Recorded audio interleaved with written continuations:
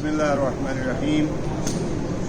इस वक्त हम हरम हज़रत मासूम कुम में हाज़िर हैं और हमारे सामने आयतुल्लाह अल-उज़्मा हमारे उस्ताद गिरामी आग़ा फ़ाज़िल अल-करानी की कब्र है।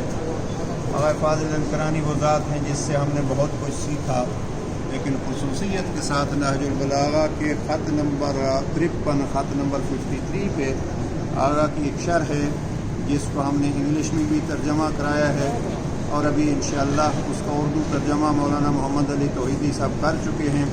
और कोशिश ये है कि वो किताब जल्द ख़त 53 की जो जनाब अमीर अलैहिस्सलाम ने मालिक अशकर को लिखा है उस ख़त की शरह भी अफ़कार इस्लामी की तरफ से इंशाअल्लाह शाये होगी। आयतुल्लाह अल-उज़्मा परवरदिगार दरजात बुलंद फरमाए। और ये उलमा की दुनिया है जिसमें आपको कहीं आयतुल्लाह अल-उज़्मा गुलबगानी नज़र आएंगे, कहीं आग़ा बहाउद्दीनी नज़र आएंगे, कहाँ आयतुल्लाह अल-उज़्मा आग़ा इराक़ी नज़र आएंगे। ये हमारे आग़ा मिशकीनी जो एक बहुत बड़े मुदर्रिस अखलाक और हमारे उस्ताद भी थे, परवरदिगार इनकी दरजात बुलंद फरमाए। एक जुमला मैं आयतुल्लाह अल-उज़्मा आग़ा फ़ाज़िल अल-करानी का अक्सर नक़ल करता रहता हूँ। वो फरमाते हैं अगर कुरान के लिए इतना कहा जाए कि ये अल्लाह का कलाम है तो कुरान की अज़मत के लिए इतना काफ़ी है, और अगर नहजुल बलागा का फ़कत एक जुमले में तारुफ़ कराया जाए तो वो ये है कि नहजुल बलागा मेरे इमाम अली का कलाम है।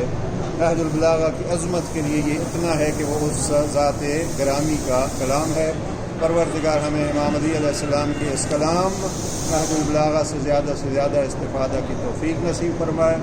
और जिन बुज़ुर्गों ने हमें ये तालीमात दी हैं और मौजूद हैं तो परवरदिगार उनको सेहत व सलामती, और इस दुनिया से चले गए हैं तो परवरदिगार उनके दरजात बुलंद फरमाए।